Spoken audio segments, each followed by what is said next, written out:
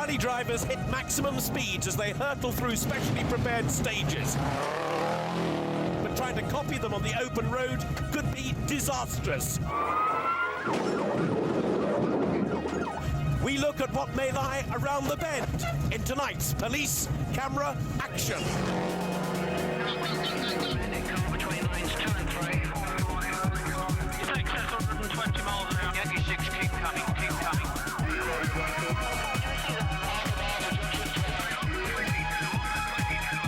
230 southbound.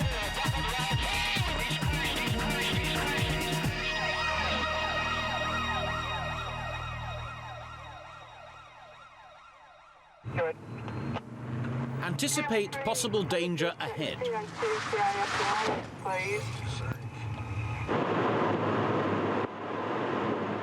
Know when it's safe to make your move. And don't lose control. All vital driving skills to work on. Yeah, that's a crash. Yeah, it's collided with another vehicle, pushed out. And all at the front of my mind when I became part of a top rally duo, Stewart and Burns, to see how the professionals do it.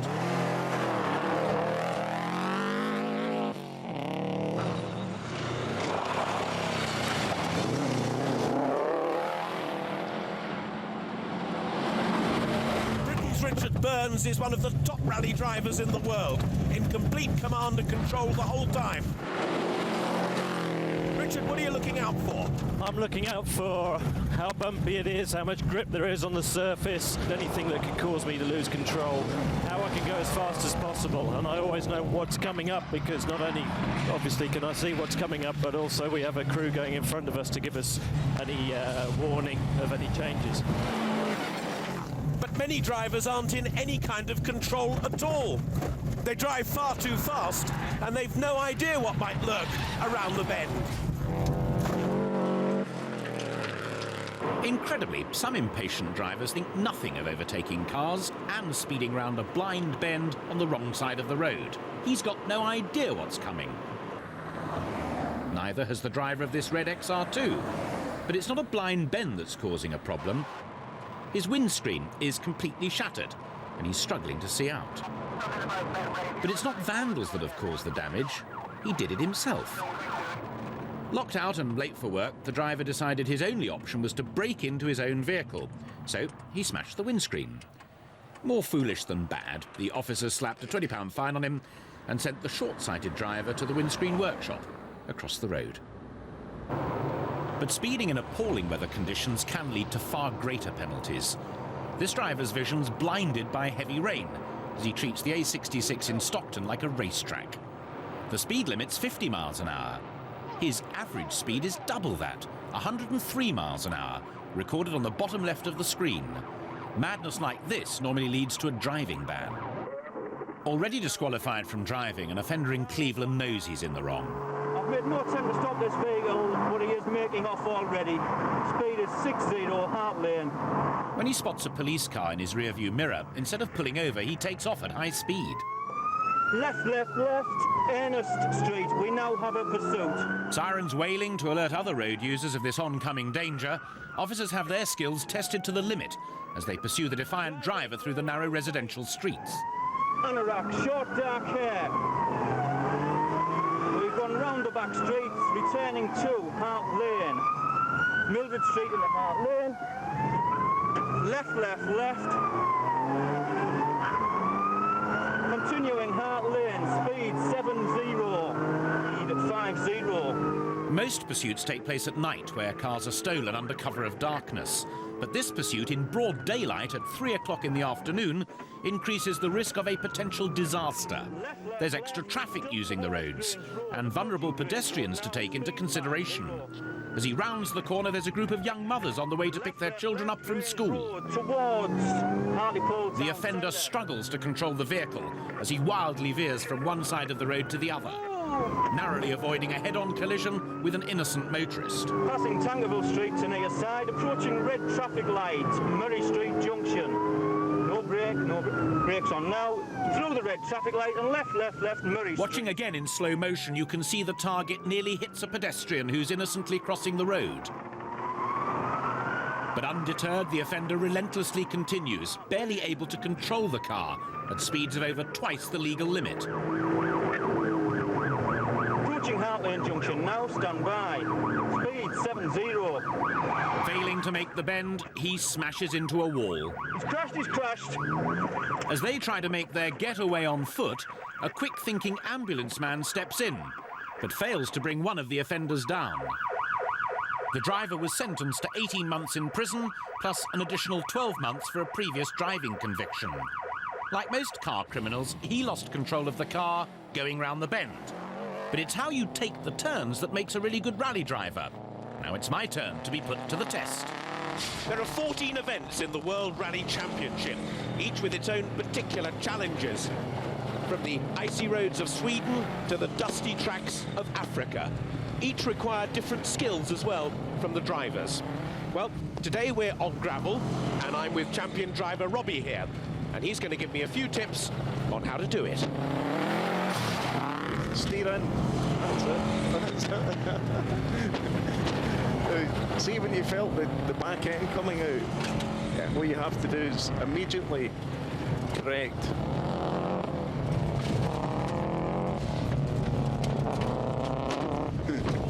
Oh, I've got the windscreen. What's that? That's called making a pizza. What, making a pizza? Yeah, you know, when you're... Oh, right.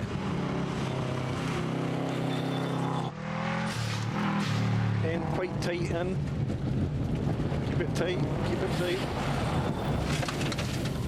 Oh, it all went wrong. You know, not many people have the luxury of a lesson with a guy like Robbie Head, a champion driver. I have, and I'm really grateful. The real tragedy, though, is that far too many people out on the open roads behave as if they've had that lesson, or as if they've got his skills anyway. Rally drivers stick to the course and obey the rules. But for some drivers, this seems impossible. A trip to the wrong side of the road could cost you 6 points on your license and a hefty fine.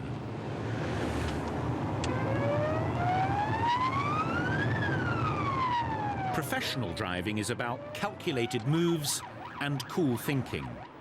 There's no place for rash decisions or hot head maneuvers.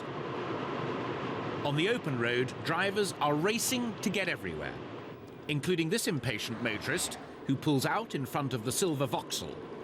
Understandably, the driver's less than impressed. But this is no excuse for acts of deliberate road rage, forcing the Volvo driver onto the side of the road. Good driving is also about concentration, being aware of what's going on around you. So, check your mirrors and don't behave as if you're the only vehicle on the road. Oblivious to the police car behind him, this driver is in such a hurry that he brazenly goes off-road and drives on the pavement to get round a lorry. Not only ignoring the patrol car behind him, but also the sleeping policeman on the road, this youth thinks he can outwit the law by driving as fast as possible. Attempting a handbrake turn, he puts the car into a 180-degree skid that only a professional driver could recover from. Abandon. It's not only driving too fast that can get you into trouble. The driver at the wheel of this Fiesta seems to be travelling suspiciously slowly, and yet still can't control the vehicle. Wobbling all over the road, he's lacking in any driving skills whatsoever. Clearly in need of a few lessons, the prospect of negotiating a roundabout is sending him into a panic. Continually stalling, he jolts along at snail's pace, a foot at a time. When he finally discovers the right gear, he screeches off. And when officers pull him over, they're not surprised to find that he hasn't got a license. In fact, he's never even driven a car before. But judging by his skills, it's probably better he stays off the road. But a new sight on the road is the £1 million Trax vehicle, the latest weapon in the battle to keep motorway traffic flowing freely. Instead of gangs of workmen physically examining the road surface, it does the same job, travelling at 60 miles an hour. On board, there's a powerful computer that has the brain power of more than 20 PCs. Underneath the vehicle, there are 20 lasers looking for ruts and bumps.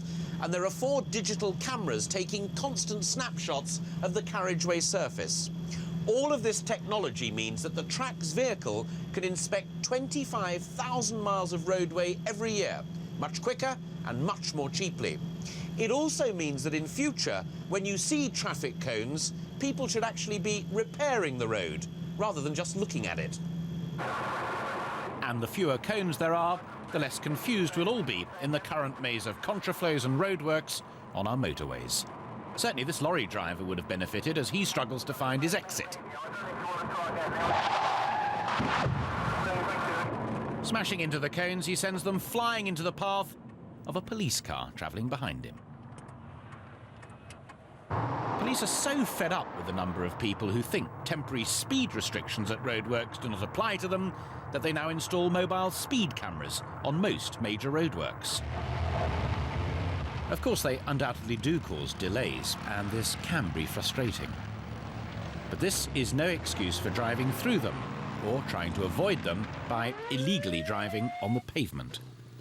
An unmarked police bike spotted these two-wheeled queue jumpers as they went off-road to avoid any delay to their journey. This shortcut didn't pay, and the rider was stopped and cautioned. But motorbikes are not the only means of police transport that can go off-road. In Cleveland, they use old-fashioned horses to control football crowds, with a miniature video inside the rider's helmet. But this traditional method of law enforcement, made famous in the Wild West, sometimes faces a showdown with modern-day problems. Suddenly, mounted police find themselves in the path of a stolen car. With 2 teenagers on board, it speeds past them on an estate in Middlesbrough. In a scene that would be at home in a modern-day western, officers gallop in hot pursuit as the Metro disappears into a local car park. The teenagers abandon the vehicle and make their getaway on foot. As they run, the mounted officers chase the driver.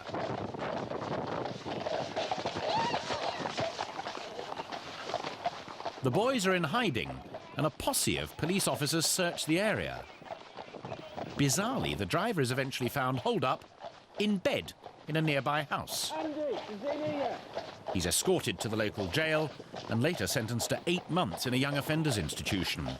If he ever wants to drive again, he'll have to take an extended driving test.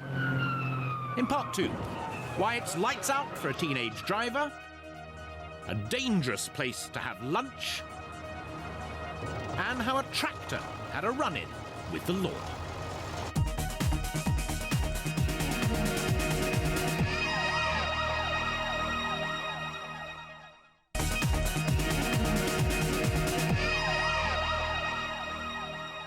One feature of our motorways that we all take for granted is this. It's the common crash barrier.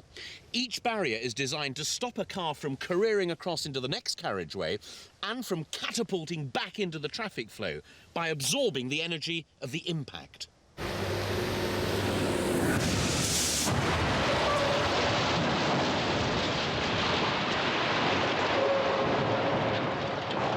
But nowadays, to cope with a variety of different hazards, including the new heavier lorries using our roads, there are no less than 7 different types.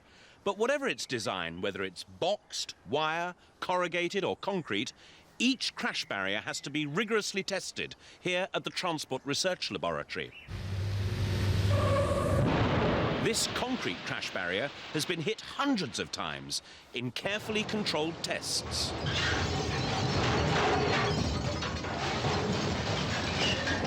It's not a crash barrier that absorbs the speed of this distracted van driver, but a grassy bank that stops him from going too far off the road. Mesmerised by the sight of a police car in his rearview mirror, he'd forgotten to look ahead. Yeah, it's a fail to stop and going upon Channel 2. While these burglary suspects running from the law come to a rather more abrupt halt. It's Agent 6, Sandwich-Hill, now on urgent message. Stop is something this tractor just wouldn't do when Warwickshire police officers followed it into a lay-by. Instead, much to the officers' surprise, 5 tons of tractor began to reverse. Impaled on 2 metal spikes, the police car is forced backwards. The damage left the farmer with a bill for £2,500. In Humberside, the vehicle crime squad are attempting to stop a stolen car. Arthur Street. It is a fail to stop. This elite car crime squad, on call 24 hours a day, was set up in 1994 to deal with an explosion of motor vehicle thefts in the area. Last year, over 6,500 vehicles were stolen in Humberside. That's an average of 131 cars a week. Congestion on the main road is causing a hazard and slowing the bandit vehicle down. To avoid the traffic, it turns into a side street, ignoring a no-entry sign. The road ahead appears to be blocked by an ambulance, so with nowhere to go, they swerve onto the pavement. There's an ambulance blocking over there. And it is off-road, it is on the pavement, back onto the road. Accelerating over speed bumps, these reckless teenagers continue to try and break away from their skilled pursuers. The unmarked police car behind them radios for backup, and marked cars join the chase. As officers close in, it's the end of the line for these young criminals and a spell in jail for the 18-year-old dangerous driver. It's very rare for an innocent motorist to get hurt in a high-speed pursuit. Far more dangerous is the apparently safe haven of the motorway hard shoulder. Every year, more than 250 people are killed or injured right here, and it's getting worse not only for the public, but also for those who seek to help us. Recently, in 1 year alone, 6 breakdown men were killed whilst answering calls from phones like this to attend breakdowns. Well, now the RAC, the AA, the Highways Agency and the police have all agreed something has to be done. OK, thanks very much. In future, once you've reported your car as having broken down, then the recovery services have got just 30 minutes to come and sort you out. Otherwise, the police will have your car towed away. And if the car's just playing up rather than actually broken down, then the advice is keep going. Get to the next exit or service centre. Don't stop. These rumble strips are going to be fitted to all motorways so that the driver who's inadvertently strayed off the carriageway will be alerted to it. It'll reduce the number of people who end up on the hard shoulder. And finally, there's to be a national advertising campaign to make us all aware of these new rules and, of course, remind us of the existing ones.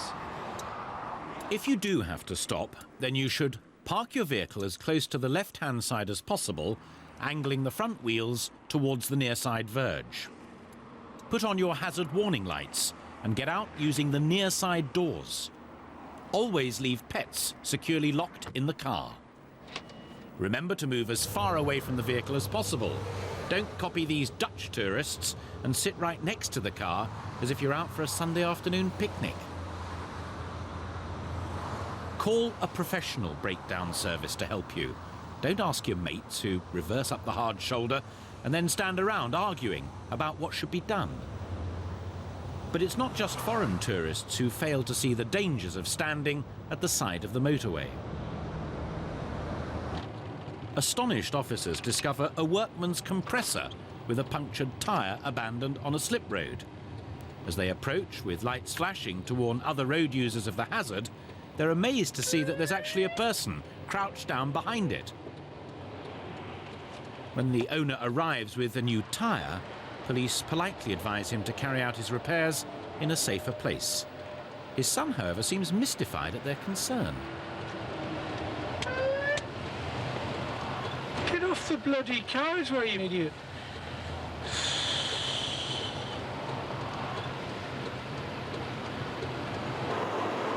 On the M25 in Hertfordshire, this Rover driver has misread the signs and has mistaken the hard shoulder for a slip road off the motorway. 300 yards early for his exit and travelling at a speed of 50 miles an hour, any stationary vehicles with their owners stranded on this stretch of the emergency lane wouldn't stand a chance. But it's not just car owners who misuse the hard shoulder. These teenagers were picked up by Thames Valley officers who found them wandering on the motorway. And in New Zealand, officers were furious when they discovered this man wending his merry way home. It turns out the hard shoulder was his regular shortcut, back from the pub. Hey mate, what are you doing on the motorway? Hey? Nothing. What are you doing walking along here? I'm just going home. Do you not think it's a lot safer to be on the back streets? Not really. Okay, well... I don't have a car. Well, would a deterrent of $500 fine every time you use this motorway put you off? Oh, yeah. Very much so. Motorway camera operators in West London alerted police to the antics of this Mercedes driver. Having taken the wrong turn, he then tries reversing up the hard shoulder, to the astonishment of other road users who flash their lights to try and point out his error. So he decides upon another desperate manoeuvre. But doing a U-turn here means he ends up driving the wrong way up the motorway. Reckless driving is a serious offence. It could land you with a whopping £5,000 fine, licence endorsements, or even 2 years in jail. But this doesn't deter a fleeing criminal in a stolen car. Thames Valley officers working undercover on Operation Venom spotted this vehicle on the M40. The sole purpose of this operation is to catch car thieves. Equipped with a sophisticated camera linked to the powerful police national computer, this technology recognises the target vehicle's number plate as stolen. Blocked in by slow-moving lorries, he veers onto the hard shoulder in an attempt to gain some ground on the police in their high-powered traffic vehicles. Erratically, he weaves through the traffic at high speed.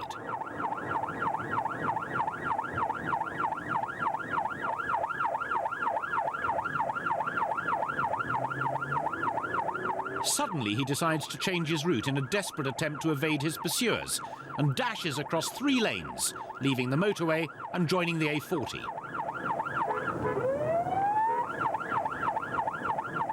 Even at 100 miles an hour, the criminal fails to accelerate away. The police driver continually anticipates oncoming dangers, adjusting his speed and keeping his distance from the target vehicle. As the offender takes the corner at an uncontrollable speed, the stolen vehicle spins across the road. Remarkably, no one was hurt, and the thief was charged with handling stolen property and aggravated vehicle taking. But it's not only thieves who run out of road. In Los Angeles, police inspecting earthquake damage found themselves in a rather embarrassing situation. I'm so scared in case I fall off my chair, and I'm wondering how I'll get down the stairs. Clowns to the left of me, jokers to the right. Here I am, stuck in the middle with you. Yes, I'm stuck in the middle with you, and I'm wondering what it is I should do. It's so hard to keep the smile from my face. Losing control, yeah, I'm all over the place. Clowns to the left of me, jokers to